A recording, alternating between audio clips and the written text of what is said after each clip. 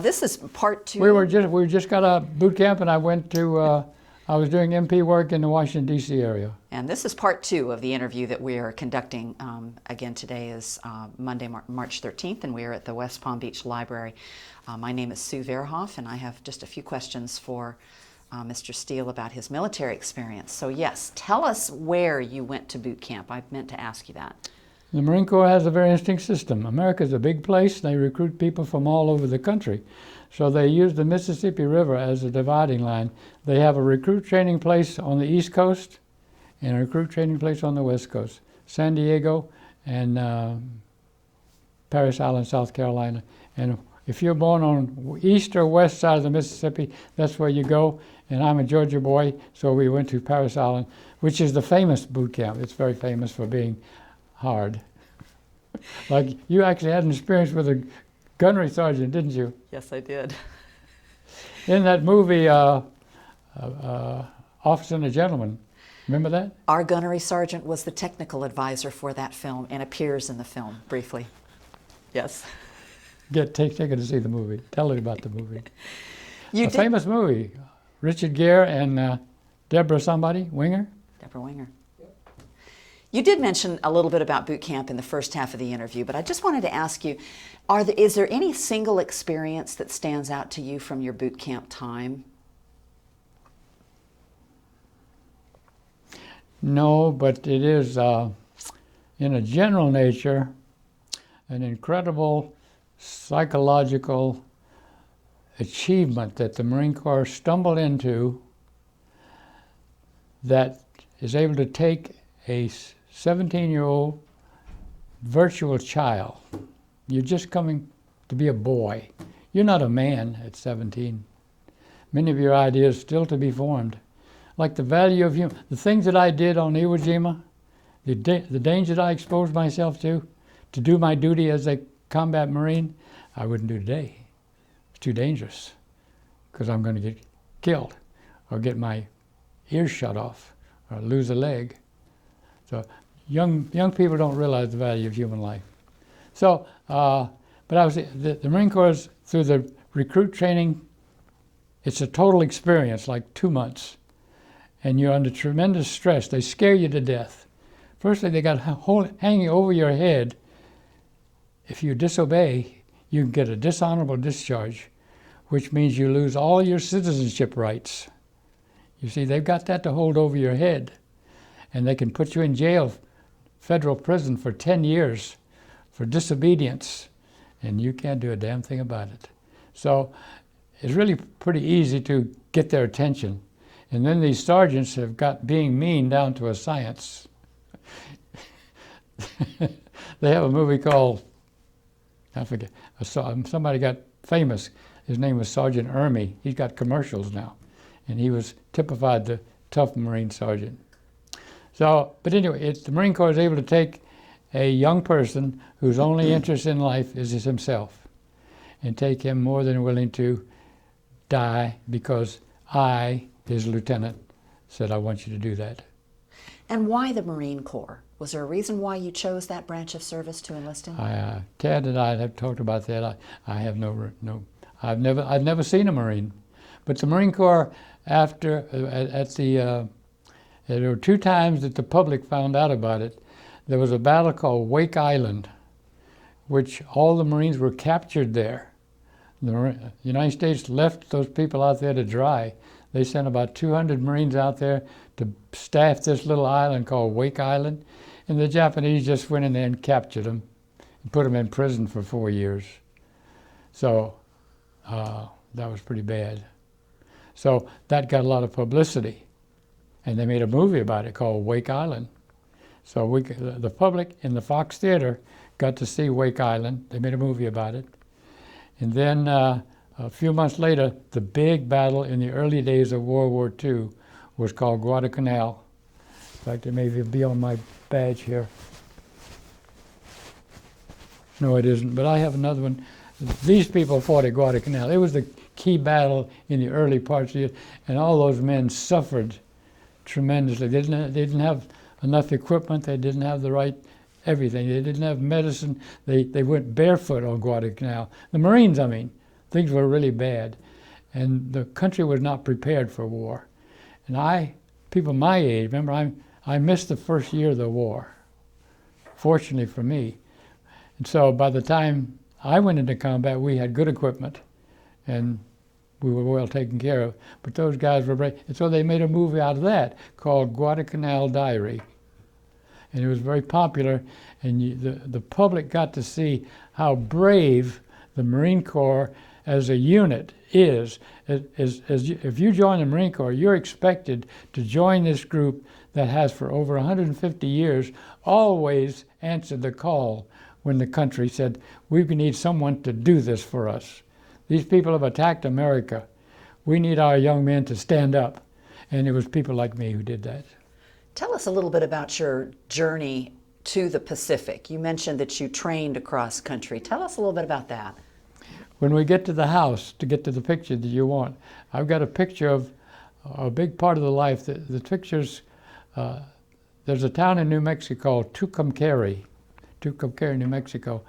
And after you finish I'm a graduate of the Marine Corps Sniper School. I'm a great shot. I could shoot your eye out at 500 yards. It's very few people can shoot. It's a skill. So they saw I shot a good score, so they sent me to a special school. So I was a designated sniper. And so after all our training, you get on a troop train in Camp Lejeune, and then you go 3,000 miles with no dining car, bathrooms always plugged up, just one seat for you, and Clara jumped right in the middle of that with Peter on her hip because Bob said, get your butt out here. You're my wife. To hell with May. He and May had it out all the time. May wanted Clara with her, and she could see what a bad idea being an electrician's wife in Portland, Oregon, compared to the life that she had. Do you agree?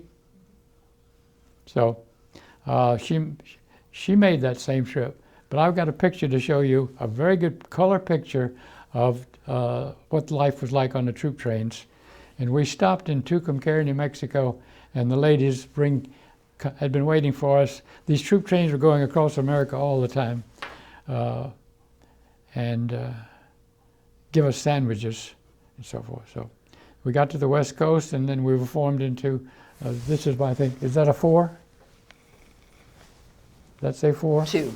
2, what does this one say? Is that a 4? I can't see it. Anyway, when you go into combat, the big thing is the unit you joined, the leaders try to develop morale, to make the men very positive about we're fighting for our country. The Japanese are trying to take they bombed us, and we got to take this. We got to win this war, and you're going to win it for us, because there's 16 million people in uniform. Remember I talked about the GI Bill? And then we went on to be professors of economics at USC, and where Kenny Boy would never had such a thought. So you sat up all night for 5 days. Toilets were plugged up. How we solved that, God only knows. No regular food. Every now and then we'd get these sandwiches that would come out. And then when you get to the West Coast, we got on a ship and went to Hawaii. And there we were assigned to my unit, which is the 4th Marine Division. That was the division which is on Iwo Jima. And I'm probably the only one that has that ring. They're all dead except me. What do you remember about the crossing, the ship crossing? Nothing in particular. A troop transport is 3 levels, and you just have a canvas sheet. Three or 4 levels. Get my ring back, so I don't want to lose it. Sure. Sorry. Thank you. She asked me what do I remember. Remember, life to a private in the Marine Corps is really primitive. You have almost nothing. The only possessions you have can be fitted into what's called a sea bag, which is about this high. And you have like 2 sets of dungarees, they call them, utilities. your work uniform, and then you have your dress uniform, 2 pairs of shoes, say 4 pairs of underwear, 4 pairs of socks, and toothpaste, and that is your only possessions for 4 years. So, but the military system is so indoctrination trumps education every time. Indoctrination is what the religions do. These Muslims who are blowing up our country, they've been indoctrinated since the first bottle, haven't they? The Muslim religion, it's indoctrinative. So how did you sleep on board ship? You mentioned the cots. Were there Well, cots? I was just getting ready to describe. We have 3 tiers of, they take a piece of heavy canvas and brass things and they lace them up, and it's just a tight, it's like a hammock that's flat. And 3 levels of those, and you climb up and down, and 1 bathroom. We used to have a wonderful trick.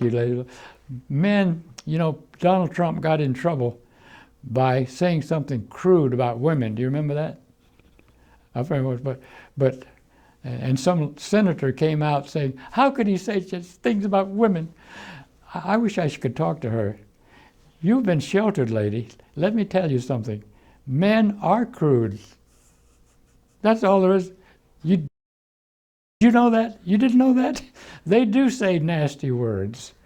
They are incredible. Can you imagine 50 men in a room, no women for 4 years? They're going to be yes ma'am and no ma'am and thank you? No. Anyway, that lady's so sheltered. And Donald Trump is a crude guy.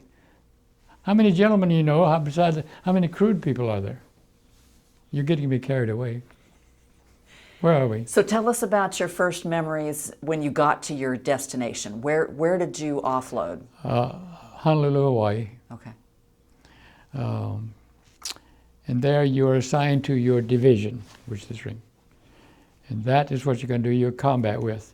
There each is 20,000 men of the artillery, the supply, the communications, the infantry, the tanks. Each has a different field, and each has a different role to play in battle. And the infantry is the ones who really do the fighting. And I was always in the infantry. I have a bayonet on the end of my rifle, and I'm supposed to stick it in that Jap over there. I didn't mind doing that. And that Jap is trying to stick one in me. In fact, I told you I've written some articles for the Marine Corps Officers magazine, in which a Japanese soldier actually stood over me with his bayonet out. And he's dead and I'm alive. So you can read the story. Ted will give it to you. So where did you go from Hawaii? We were formed up here in Honolulu, Hawaii, and went to the island of Maui. On the island of Maui, they had the 4th Marine Division, and the island of Hawaii, which is the big island they call it, that was the home of the 5th Marine Division. And the 5th and the 4th, we're the ones that invaded Iwo Jima, which was the Marine Corps iconic battle. The most overword in the modern language, iconic, you know. That's an iconic bag. Isn't everything icons now? So we went to Maui, and my specialty, we didn't need snipers anymore. The battles were too close. Sniping is for 500 yards away, and for people who are very steady. So, but they did need machine gunners because their combat life is about 6 minutes, they say. So that's what they did. So I learned how to be a machine gunner, and I started out as the lowest ranking guy in the unit. Everybody has pecking order. And I was an ammunition carrier. I landed on Iwo Jima. I couldn't even hold my rifle. You look at the pictures of all the Marines going into an island, they're so loaded down with equipment. Like I had, my job was to make sure a box of ammunition here and a box of ammunition, each which weighed about 15 pounds, and I had to follow my gun, which is 5 guys in front of me, and when they flopped down to set up the gun to fire, I stay behind them about 5 yards because I've got the next box of ammunition. And my sole purpose of my existence, from the day I saw a recruiting poster to the day I landed on Iwo Jima, is to make sure those 2 boxes of ammunition are available for that gun. And so we did that, but by the 8th day on Iwo Jima, I was in charge of the whole thing. And everybody was a new man. I was the most experienced guy, 18 years old, and I didn't know anything, but I was teaching all the new kids how to do it. So. What were you thinking during those days? They must have been horrific. Didn't bother me. I'm Clara's son. We had a hard time. Gotcha. I don't worry about anything. Yeah. Didn't bother me a bit. I think that's the advantage of being young. I think 25-year-old men are too old for infantry combat. Like I've slept 2 nights in a row in a hole filled with water. Because it rained on Iwo Jima for 2 days. And the water table level was very high, and there's no sense trying to bail it out. We were the most advanced Marines, so the water level was up, and the rest of the Marines were behind us, and they had to catch up. So we just sat in our foxhole while it rained for 2 days. And if you got out, you got shot. So you stayed in your hole. So these things really don't go well for the camera. Much better for conversation. I don't really, it sounds like I'm telling some wild story, but no, not at all. These things happen to me. Not at but all. Remember, there's 16 million people fighting for their country. And America, we didn't have the factories to make rifles. Didn't have rifles, didn't have airplanes, we didn't have factories to do it. And the women were very gallant. The women came out of the homes, and some of them were very tiny. They could crawl up inside of a bomber and screw things up to back of the tail, and they were great, great women. So the greatest thing in American history was the performance of the people in World War II. Remember, we just came out of the 10-year Depression. Remember the Depression? That's one thing about our story, 256, 320 West Face Ferry Road. The country was going in Buckhead, but Buckhead was where the money was. And we were never hungry. We were never without a job. That's why there's Clara's job. If Clara had lost that, it's a big thing to me to be, even though I'm talkative, my nature is I'm very quiet. Because if I make too much noise, May will get mad. She'll fire Clara. We'll be out in the street. So I'm still pretty passive. Well, let's talk a little bit about Clara while you were serving overseas. Did you have any communication with her while you were? Tell us about that. We wrote back and forth, and Tad has a collection of the letters. Can you tell us anything about them for the camera account? She told me she would climb up the back stairs, sit down, and cry. That's the letter I get from my mother. And thinks that during the war there was a labor shortage, so we don't know what happened to the servant. So George and Raymond, the men servants, they're all draft age, so there's a pretty good chance that it might have been, because there is a letter which we're not sure, we don't have all the details of Clara's death. We don't have the details. But we have one letter she wrote to me that says she was pushing a wheelbarrow full of dirt from somewhere up in the front yard all the way back to the greenhouse, which is a long way. And Clara's a 100-pound woman. And why was she doing that? And even in the old plantation house, you were either house nigger or a outdoor nigger, right? That's just the way they talked. So even the servants, you're May Goodrum's favorite servant, and you're pushing a wheelbarrow. We don't understand that. But we think contributor to her death was she must have been weak. She actually has written in one of those letters that you brought up, a letter that says, I'm very tired, and when you come back, I hope you can help me. What does that mean? I hope you can help me. I have no idea. But I think that she might have been the only servant during the war. But we're just guessing on a lot of these things. What kinds of things did you write to her? We have the letters. We use X's and O's. My mother wrote me a lot. May sent me a winter sweater. Francis never gave me a present, except one of the strangest things, you never met any of the principals, did you? Francis was in the 1920s, America discovered golf. And Atlanta is golf crazy. Remember the movie Deliverance?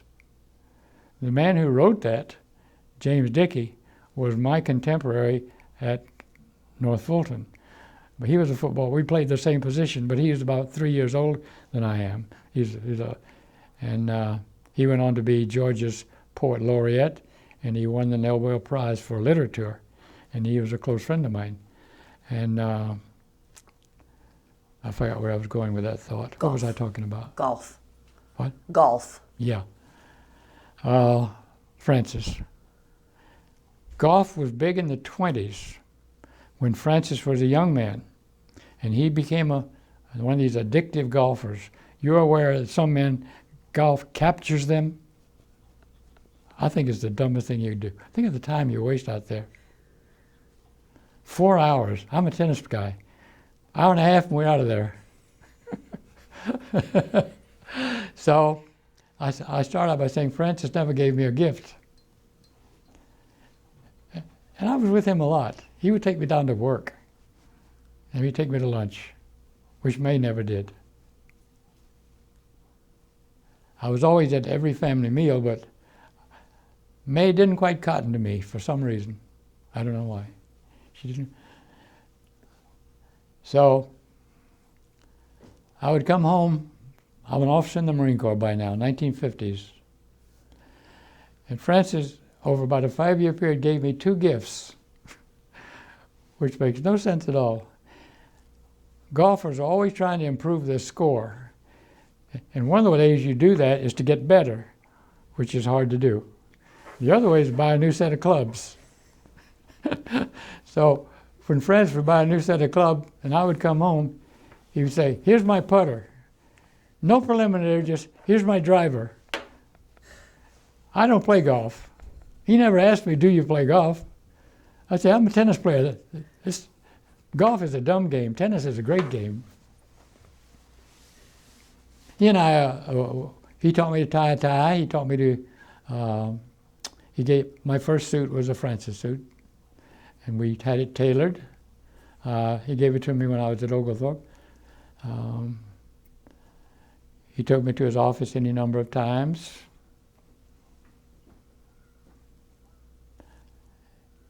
He and May rarely walked the property. As I've said in various forms, I got more out of that property than anybody.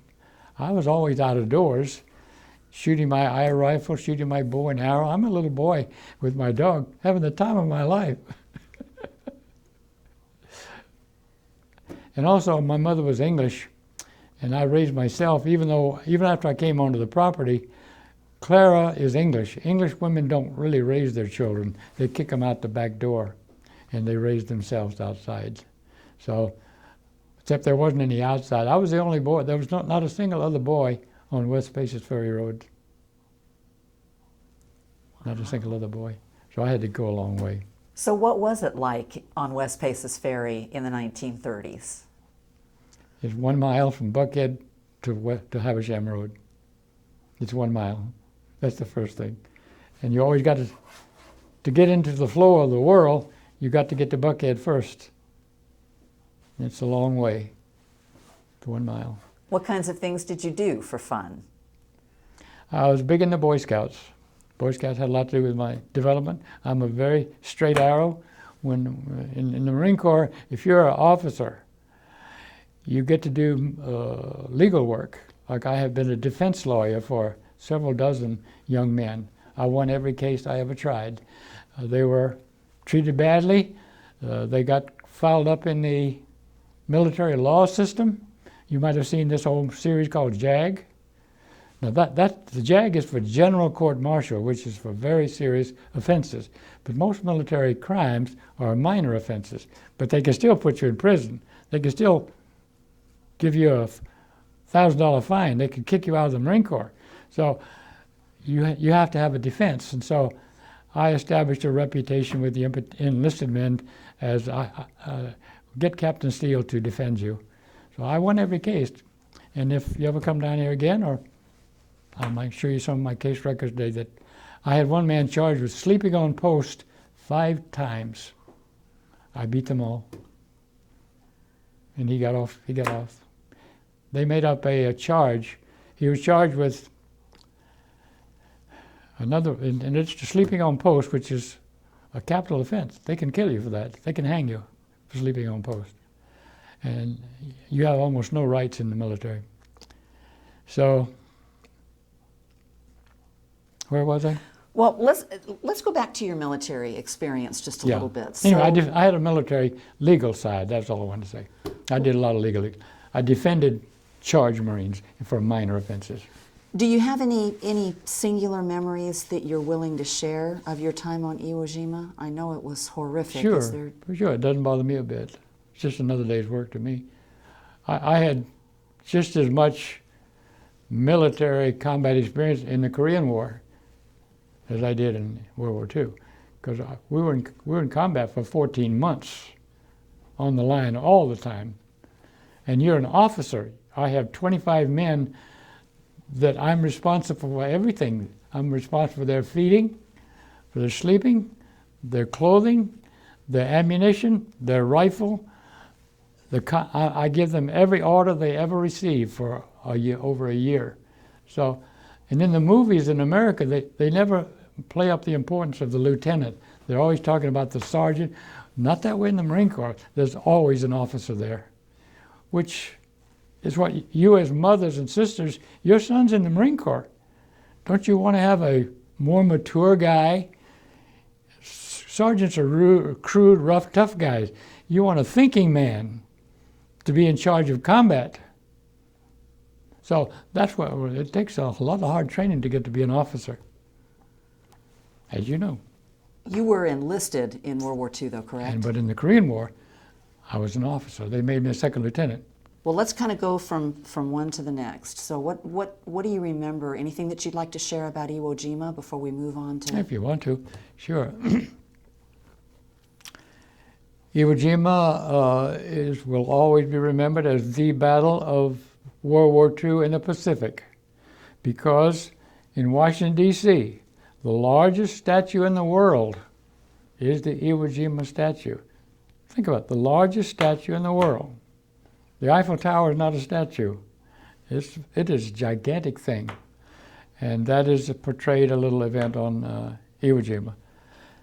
But it was a very big battle. It lasted 3.5 weeks.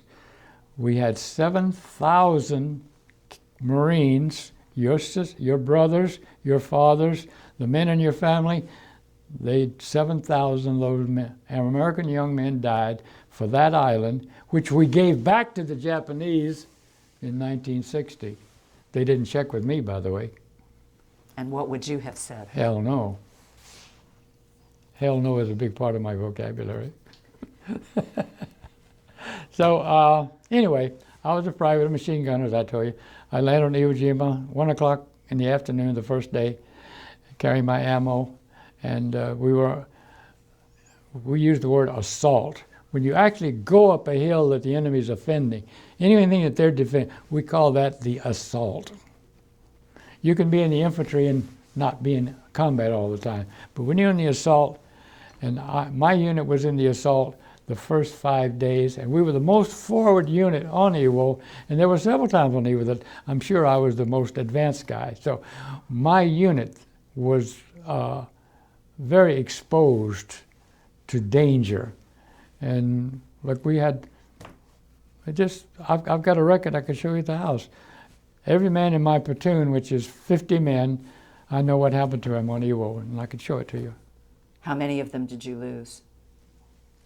I think, well, out of 50 men, I think about a dozen died. The rest were wounded, or many men can't take combat.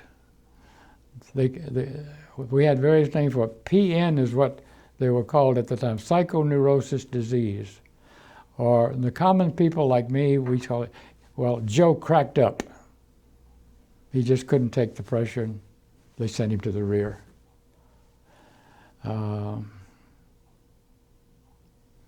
and the rest were wounded. And out of my platoon of 50 men, I think we had, 4 that landed on D-Day that walked off 3.5 weeks later, about 3. So, and we're all, Marine Corps infantry is dangerous. So that's that.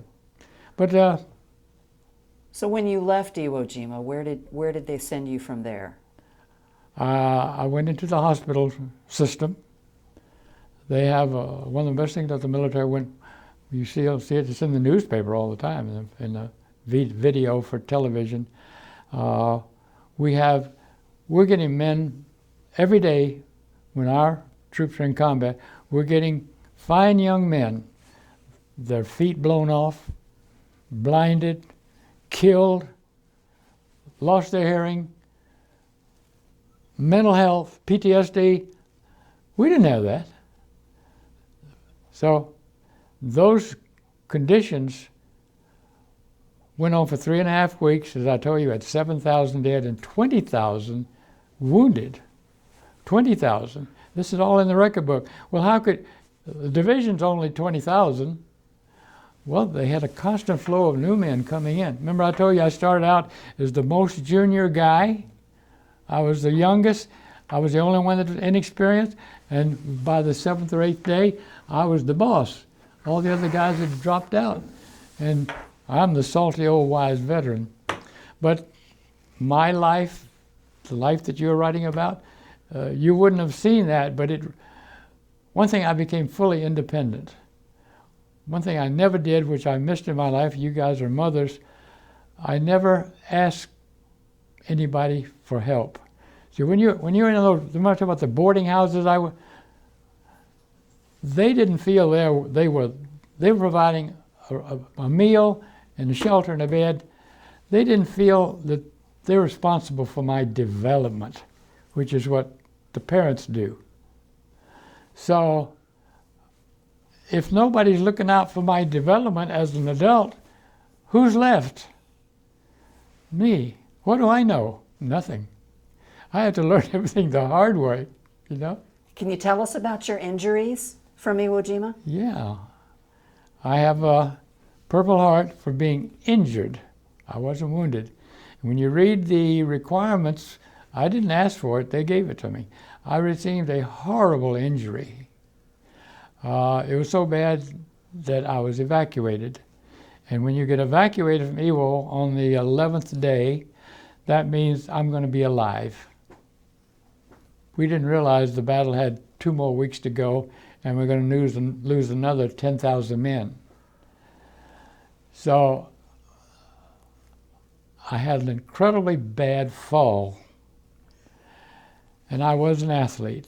I was voted best athlete at Oglethorpe, by the way, by the student body. I was a good all-around athlete. I was a halfback at North Fulton, and I'm very quick on my feet and speedy and reflexes. In tennis, I was a doubles player where you have quick hands and quick reflexes. So an enemy mortar gunner had me in his sights.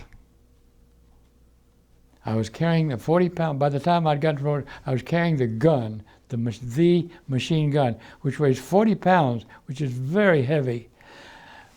You cradle it, everybody else can be running forwards. When you're carrying 40 pounds, you don't run. So you're very vulnerable. So he saw me, and I saw a round land over there. So I hit the deck. Another round got closer. So I said, that guy's moving with me. So I ran about 50 yards away and jumped in another hole. And he moved his sights over. A 60-meter mortar is about this big, but it's all full of powder and ammo, and it explodes out and hits you. And I knew if I'd stayed there, he already had me in his sights. So I moved over there, and then he moved again. So the next hole was a long way off, say 15 yards, and I'm a halfback. So I sprinted. I dropped the gun, and I sprinted, and I saw a big shell hole, which is about the size of this table, which is very large, but it was deep. And all across it were about a dozen telephone lines. And I jumped. Remember, I'm running full speed. A young 17-year-old, how fast they can go. I was getting away from this guy, and I jumped, and my feet caught those wires, and it tipped me over. And I threw my hands out and caught my hand like that, and I broke this thumb. And it was a horrible fracture, and it swelled up badly. And I stayed on the line a couple of nights and was evacuated, and finally, so I survived the battle. That was the end of my days on Iwo. But I was there about 11 days, and that was that. And then you recovered did they send you home ultimately? No, that was not worth talking about. They sent me, they have a wonderful hospital system set up. When we're in combat on Iwo Jima or any other place, they have hospitals in the back. But Iwo was a combat zone, the whole thing. So they didn't have hospitals. They just had a hole in the ground and a doctor. And if you're on the front line, say 2 miles front of there, and your corpsman says, "Steele, you got a goddamn broken thumb there, get on back." And he put a tag on you, and you go back to successive parts of the hospital chain, and you can't have people walking away from the front lines. So they put a tag on you, and you have to be approved at because people, it's very dangerous up there. In fact, the smart guy would get the hell out of there, but we can't have that. So anyway, they worked me back to the beach, Iwo Jima Beach, which there's a lot of good pictures of, and checked in with the doctor, and he looked at my hand. Remember, it just happened 2 days before, and he said, "Hey, you got a broken thumb there. We'll send you out to the hospital ship." That's all he said. He said, "Put your stuff over there." So I took off my pack and took off my helmet, put off my rifle, took off my cartridge belt, my canteen, and I was fully expecting to come back because I thought they were going to put a cast on because they needed me up there. I'm an old veteran now. Nobody's up there but replacements. So they took me out to the hospital ship with a bunch of wounded Marines. I was injured, but I wasn't wounded. And as I said, they did give me a Purple Heart for that. But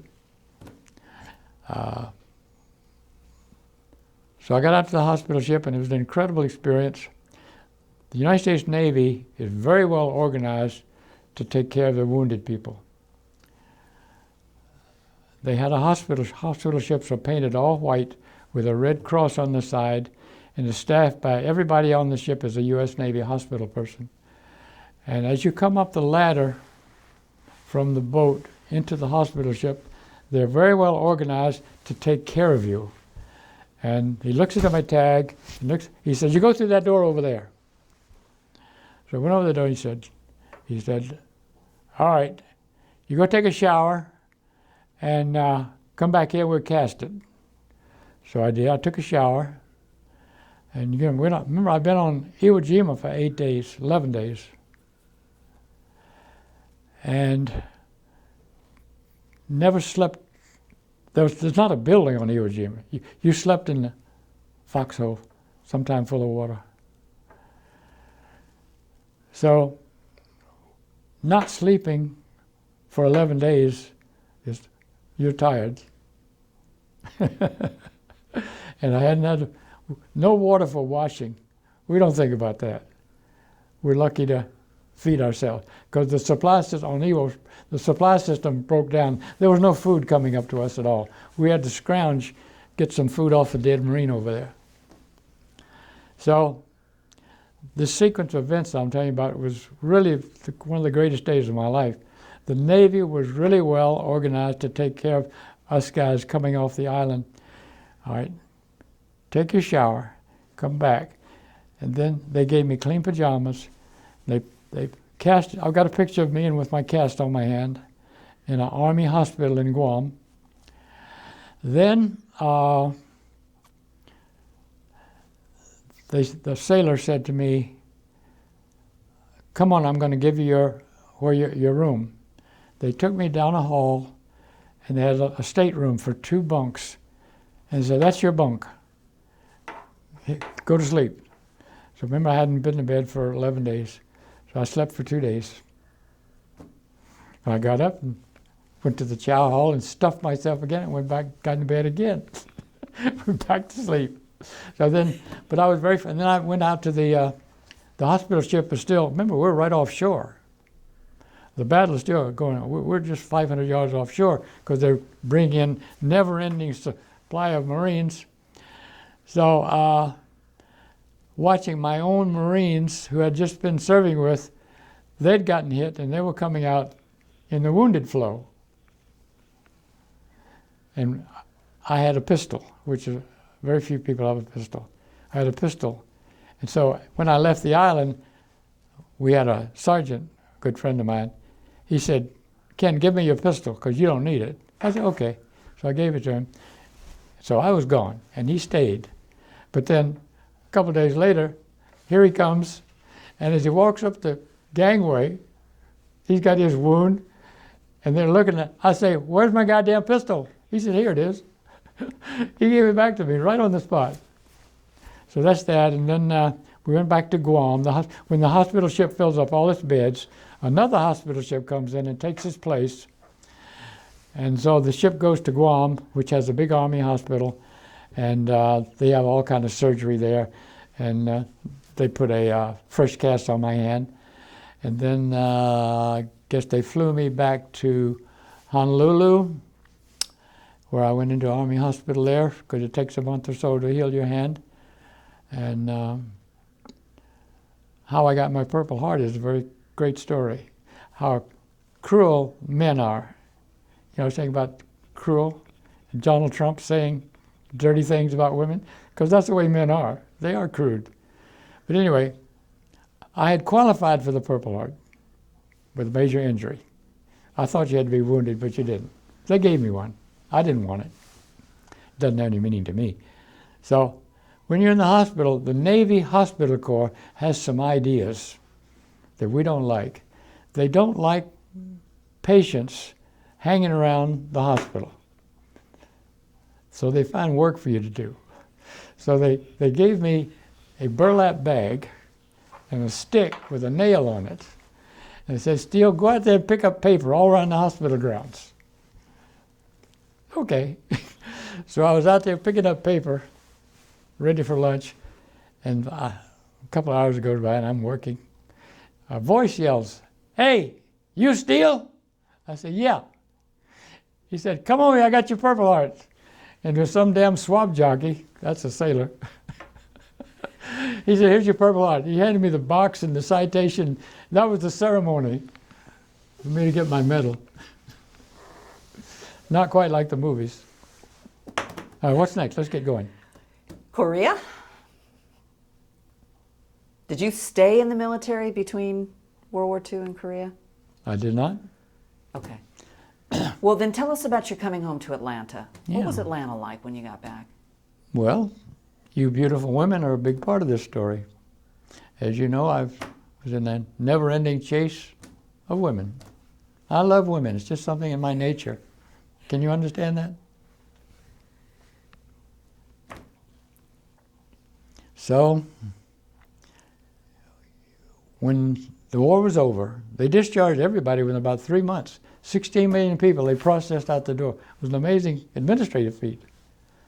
So we went back across Pacific, Hawaii, to San Diego, San Francisco, wherever it was, then railroad train across country, and they had an administrative discharge center in Camp Lejeune, and they give you honorable discharge, which is very important, because every now they still ask you everywhere you go, "Where's your honorable discharge?" They still ask you that. So I went back, took the bus to Atlanta from Camp Lejeune. I'm now a civilian. You had your uniform, but they gave you a little thing to sew on your vest.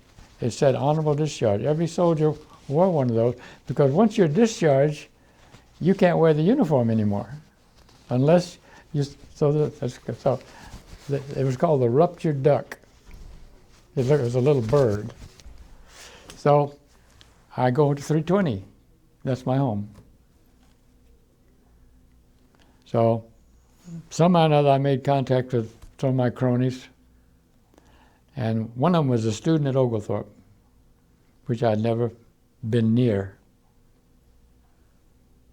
A real bucket. We used to have a joke about a real buckhead boy.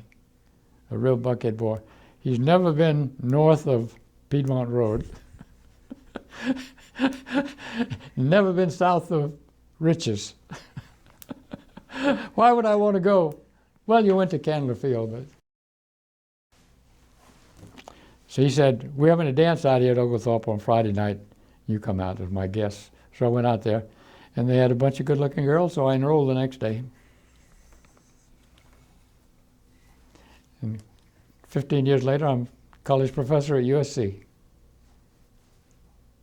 Well, tell us about Korea, though, because that interrupted.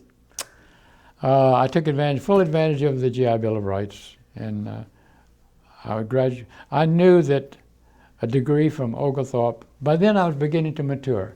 And when you look at my early life, I mean, it didn't do much, kind of a weak performance so far. I hadn't done much. I didn't have a lot of ambition. But World War II was really good for me, not only me, but my generation. When you're 17 years old, 18, you're not competent to make life decisions. You don't know anything. So you're going to decide to be a doctor or not to be a doctor. You don't know anything. So 3 years of being a private in the Marine Corps, doing nothing but manual labor for 3 years and being treated badly. Enlisted men are treated badly by the officers, by and large. A lot. Particularly the sergeants. They're very bad to you. So I began to realize that Oglethorpe wasn't really known in Buckhead. Emory was better known. Emory was where the smart kids went. The regular kids went to Georgia, and the really smart kids went to Tech. So I said, I've got to go to a name school. But by that time, my second year at Oglethorpe, I began to develop some scholarship. And the president of the school was named Philip Weltner, who had been chancellor of the University of Georgia, which is pretty high ranking. And he was a big wheel in the Atlanta legal profession. And his son Charles went on to be congressman from Atlanta. And he was the first white man to abandon the party's position on blacks. He went over, he was the first Southern politician to break ranks. And this was Philip Weltner's son, Charles. And when I went to Oglethorpe, Charles was the student body president. And the next year, I was made student body president at Oglethorpe when I was a sophomore. And Charles conducted the election, and we have a picture of him shaking my hand and say, you are now student body president of Oglethorpe University. So that happened my second year. But by that time, I could see that Oglethorpe, if I want to get a job in Salt Lake City, and I tell them I went to Oglethorpe University, and let's just say it's a great school, they don't know anything about that. So I began to think about the name value of school. So I said, I've got to go to a name school. So I applied to almost all the private schools in the South. I applied to Tulane, I applied to Vanderbilt, I applied to Southern Methodist, I applied to Baylor. That was about it. And I was accepted at all of them, and I got on the bus and hitchhiked to all of those schools. And I decided to go to Southern Methodist in Dallas, Texas, where I did go to, and I enrolled there, and I graduated from Southern Methodist class of 49. And the Marine Corps recruiting officer came on campus, and he said, we'd like, you've been an enlisted man for 3 years, you got a college degree from SMU, we'll make you a regular officer, yes or no? I said yes, because being an officer in the Marine Corps is a big deal. Not to anybody else, but to them it is. So that's my story. I'm going to take a time out here just for 1 sec. Okay, so now you are an officer in the Marine Corps. And when did you go to Korea then? Well, the big thing in the Marine Corps, if you're an officer, is your specialty. You can't just be an officer. You have to be an infantry officer, an artillery officer, a supply officer, a communications officer, an engineering officer, each which requires special training. They try to get to match up your specialty with what you did in college or somewhere, so things like that. So, but I wanted to be a tank guy. I'd been in the infantry, remember? It's too hard a life. In the tanks, I had an electric razor. I had neon lights. For when we were back in reserve, I had an electric razor. So life is a lot easier in the tanks. Plus you've got all this metal around you. When they're shooting at me, like I told you, our tank was hit over 100 times, but it was never penetrated. We made a joke out of it, because those people that shot at us, we killed them all. That'll teach you a lesson. Don't mess with me. Okay, let's see. So when you come out, the Marine Corps has once you get your bars, which is a big deal, they only did about 100. The Army trains about 1,000 to 1,500 second lieutenants every year. The Army. They're so big, where Marine Corps is very small. We take about 150 officers a year. You know, that's all. So you go through 9 months of training how to be an officer. First you train as infantry, of course, but how to speak, how to stand, how to treat people, enlisted people particularly. One of the first things you learn is never give a speech. You never lecture your troops. If you got 15 people working for you, and you're going to take over a new company, say, well, I'm going to talk to them. Mainly, you treat me right, I'll treat you right. They just laugh at that. Never give a speech. So anyway, basically you have 9 months on how to be an officer. Map reading, artillery, everything. So the Marine Corps has a policy that the Army doesn't have. You can't be an active duty Marine Corps officer unless you've completed infantry training. So every officer in the Marine Corps is, and that's not, and you go in the Army, you go as a communications officer, you do that from the Navy aviation, you don't do anything else. But they think the war's about the infantry. That's what they believe. So anyway, I did 9 months. It's very, the first 9 months, it's like a group that stays together. And we did that. And then after that, I was assigned to a tank unit, and I had a full years of tank training, and you get designated a certain number, 1802. That is the number that the Marine Corps says, this man is a trained tank officer. This man is a 1604, that's the trained artillery officer. So the personnel officer can fit you into a slot. So to be designated, that's a big deal, to get your tank certification. So I got my tank certification, and it took a year to do that. And then the Korean War was going on, so I wrote a letter. Marine Corps officers, we like to go into combat. We like to do that. It's different. This is not Iwo Jima, Private Steele. This is different. There's a lot to like. Marine Corps officers are a lot like the priesthood. You're committed to your men, your brother, your father, your nephew. That's who's my men. They're 17 years old. They're your neighbors. Don't you want a good person doing that? You don't want just a guy that flunked algebra in high school. You want somebody that's proven. So they give you very hard training before they give you a command. So I got my men is a tank unit is 25 men. So I've got 5 tanks and 25 men, and the enemy's over there, and they said go kill them. That's what we did. So I did that for 14 months. I had a tank platoon of 5 tanks and 25 men. I'm still in touch with one of them, believe it or not, these days. Yeah, so that was a big thing in my life, the Korean War. Well, you said you were wounded. Can you tell us about that? Yeah, well, I was wounded several times, but there was one worth the minor flesh.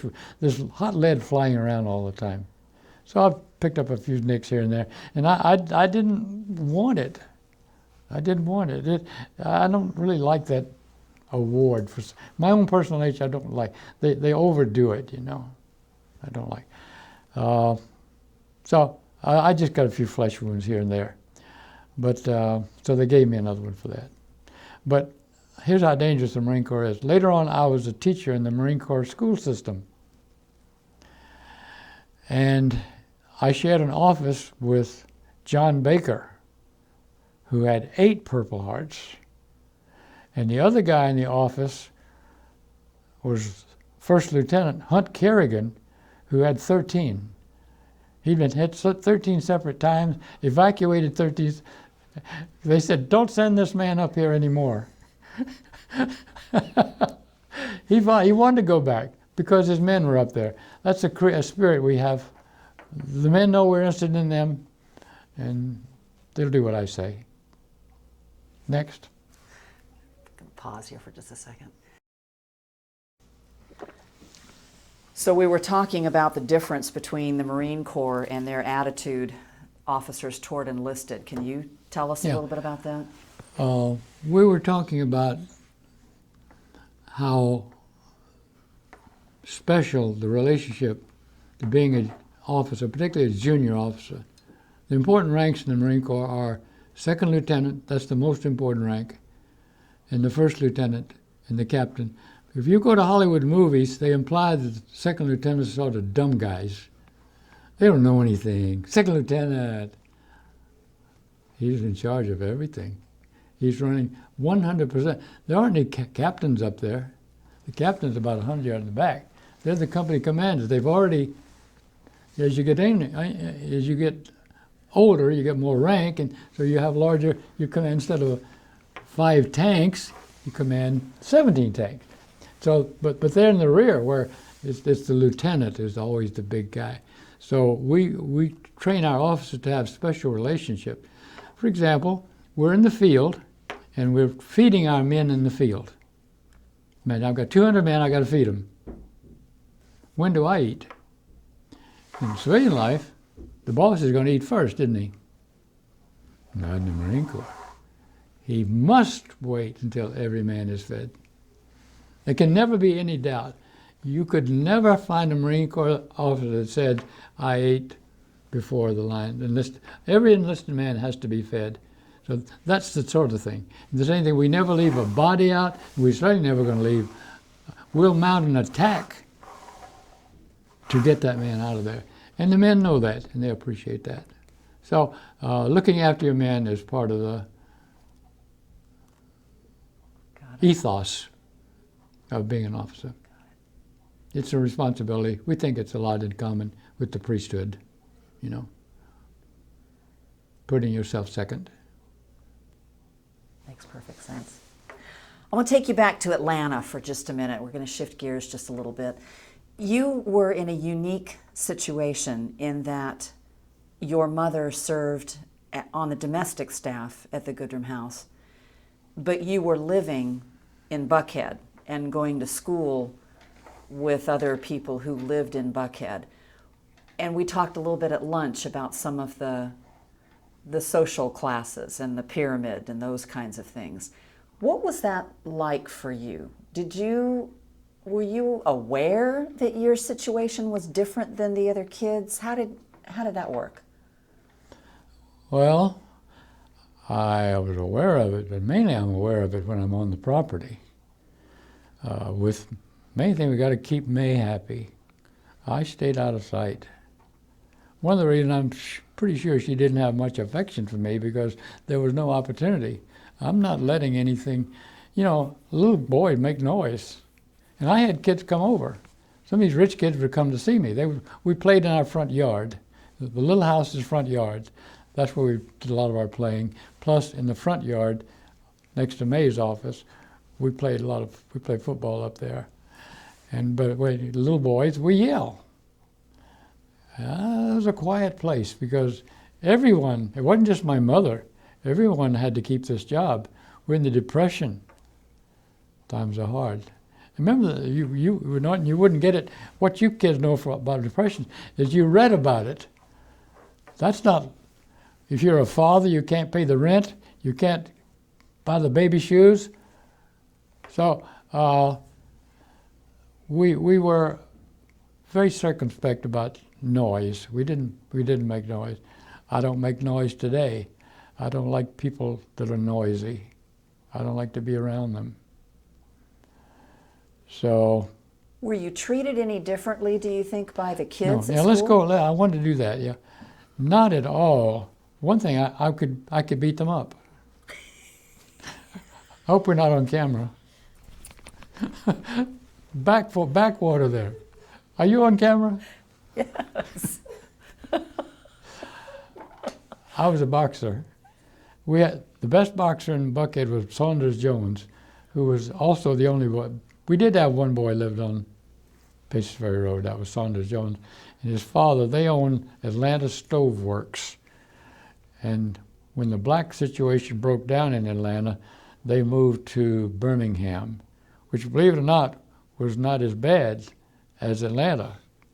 You might check that out. Call up Saunders Jones. He's a friend of mine. Tell him who you are and what we're doing. Say, Ken Steele said that you all moved to, that Atlanta was worse than Birmingham. Because he says moving to Birmingham was the best thing the Jones family ever did. Getting out of Atlanta, because, the situation that evolved in Atlanta was not very nice. A lot of bad things happened there. So, anyway, back to where you were. I was a boxer, but not a great boxer. Where Saunders Jones was a great boxer. He had his own boxing ring, and his father brought out a boxing coach, and he taught me. But in the Boy Scouts in particular, these well-to-do boys that you're talking about were in my scout troop. And I was the boss of the enlisted men in the scout troop. Our scoutmaster, the scouts are really run by the boys, not by the scoutmaster. And they have a job called senior patrol leader. And the scoutmaster turned the troop over to the boys, and I ran the troop. And I gave a boxing exhibition every Friday night to make sure we keep them in line. So no problems. And you did have friends come over to the house, and that all was the time. all? Yeah. Oh yeah, yeah. Okay. Well, the other thing that I thought I'd like to ask, we talked also at lunch about Alma and Jive and the house that May bought for them down at Sea Island in the car. As African-American domestics in the home, I wondered if that was unusual, and wondered if you could tell us your thoughts about that. Which part on being unusual? Purchasing a home for a domestic staff member. I used this phrase earlier. I think May evolved in a number of ways. Remember, when she met Jim Goodrum, she was not May Goodrum, Atlanta Woman of the Year. She hadn't learned how to spend money. She didn't have any. Somehow or another, I hope we're not on camera. We're on camera? Mm-hmm. Turn it off. Sure. Camera. So we were talking about May and her generosity. So if you want to continue. Why don't you say what we know about Alma and Jive and what she did for them? Alma and Jive were... She gave him, didn't she have a wonderful retirement program for them? What was it? Well, the house and the car and some stock, correct? That is a lot. That is a lot. So, are we on? We are. So, if you wish me to speak to that, I'll say that the May who did that grand thing, to reward loyal servants, with stock in Coca-Cola, a house in St. Simons, an automobile, was not the same person that made the servants walk from Buckhead to Habersham Road. I would have thought, if we set up the system today, the servant rides the streetcar from Decatur Street at 5 Points to Buckhead, walks over to a public payphone and says, "Send the car up for me." It's a mile walk, and it rains, and it's cold. That didn't happen. They walked. Mr. Morgan was a 60-year-old man. He walked it every night. On camera. So I want to talk a little bit about Clara and her status as a domestic and her kind of relationship with the other domestics in the community. If May had, friends with the Woodruffs and the English and the Goddards, did Clara also have friends in the domestic? Well, generally no, but there was one. I don't think there was any other white servants on Pessis Ferry Road. That'd be my guess. But she did have another. Clara took great pride in being English, as I do. I'm proud of being English, my English heritage, and I was very pleased when you said that. The English people created the modern world. What's the most important thing? The modern world. It's all English. English government, English military, English science. So, where were we? We were talking about how Clara had one friend Oh, who yeah. was also Nancy a domestic. Reeves, and we visited, we would go to, she lived near me when I lived on 754 Juniper. She worked for somebody down there, probably on Juniper Street, it's really downtown Atlanta. But she was a wonderful friend, and we cared about her, and she came over and visited. She would take a streetcar out to Buckhead, and Claire would go pick her up at the stop and so forth. So Clara liked to maintain her English friends. And she had there's another person whose Tad is on the track of, you might like. We had there's a lady who was very important in this story, not very important, but we'll say important, called, it's the O'Brien family. There's Harry and the lady who was, she might have been May's seamstress. Rich ladies like to have their clothes tailored, fitted to them, and I think that was it. And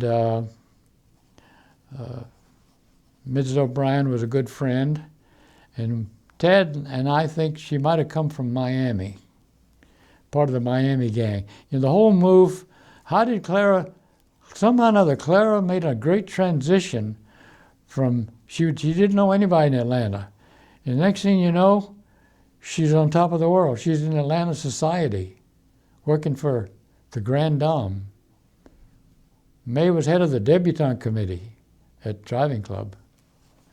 And here Clara waltzed right in there. How did she do that? It might have been through Mrs. O'Brien, who was a wonderful woman. Do you remember Mrs. Fuller and Well, Billy O'Brien? I do, but from her pictures. Okay.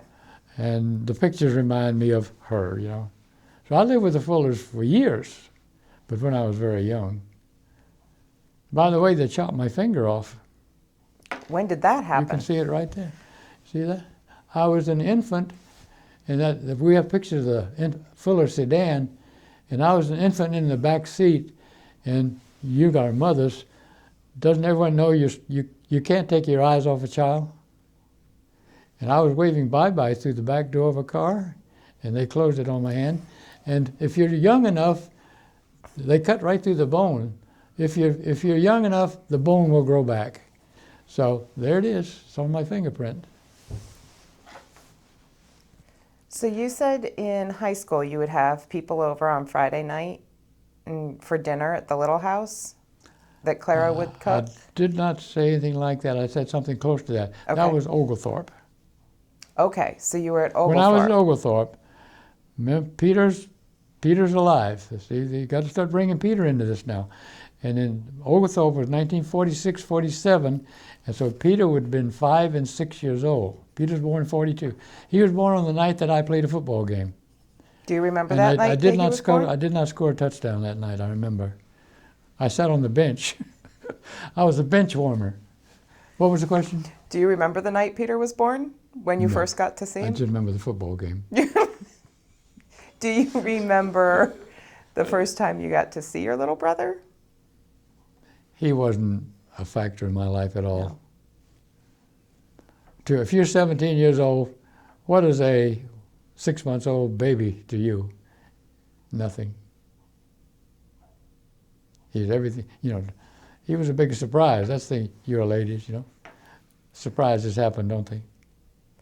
So Oglethorpe, tell us a little bit about your time at Oglethorpe and what you did there. What did you, initially when you went into Oglethorpe, what were you thinking you would major in, or what were you studying? Do you remember what your classes Very good. were? It was a great question, and that's the kind of, remember that we're asking the next question today, which is 1946. That's over 60 years ago.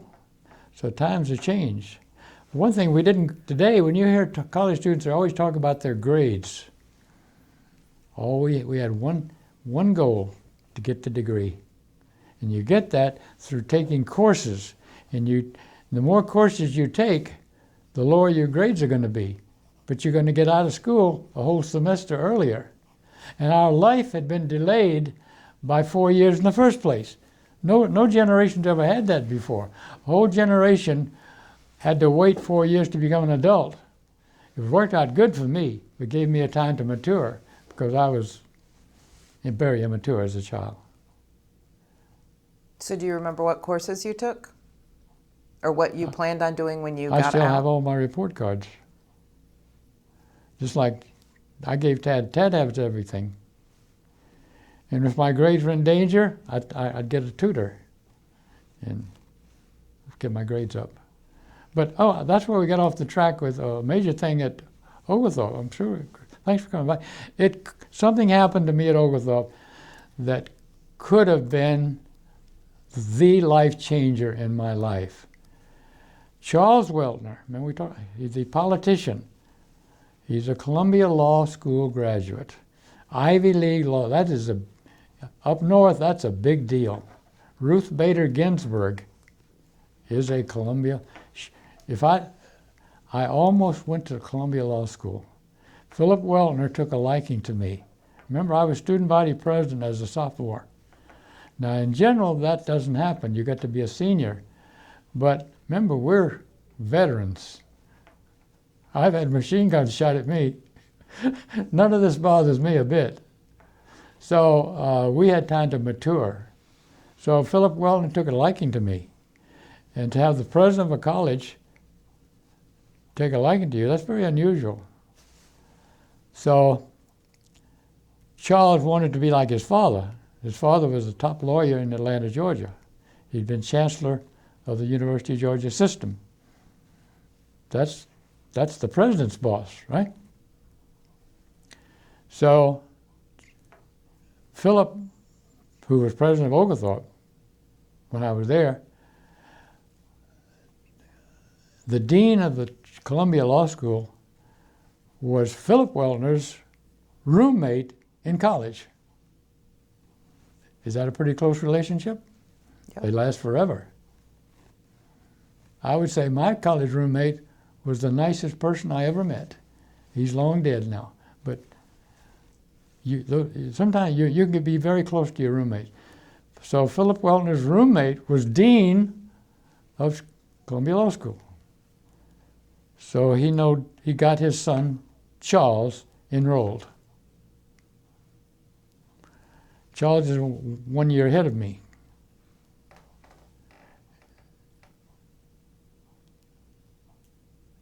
Between those two, father and son, they decided that this new kid, Ken, should follow Charles.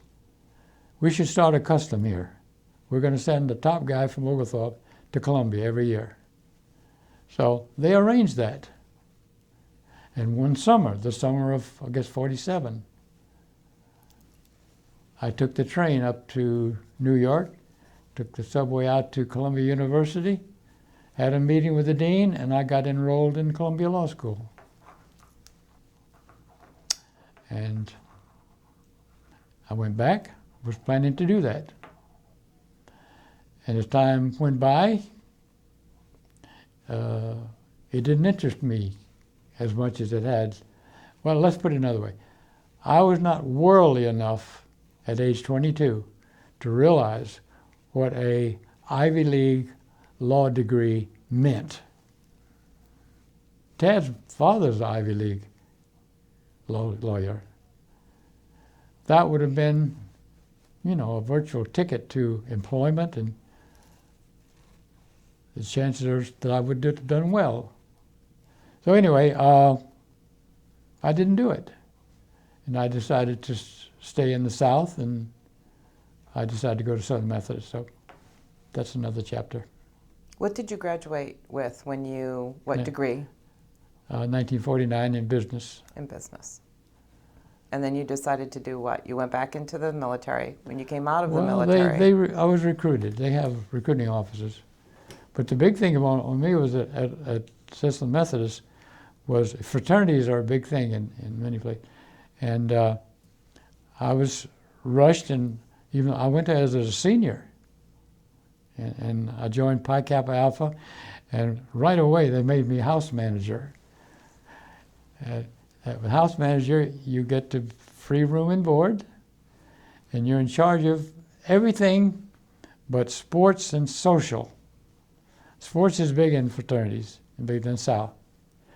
And so that meant I could decide who could be in the house for dormitory. We had, say, 15 bunks, and we had meals, and I could decide who could eat there and what they would be charged over. So I ran, the house manager job was a fabulous job, getting my business experience. Remember I told you I started the school store at Oglethorpe? Just as May grew along, I evolved also. How we doing? Good. I think that's it for now. Want to think about? Let's go, make sure we haven't forgotten anything. Is it Okay. off? No, it's still. Turn it off, and let's say what we got. Let's go between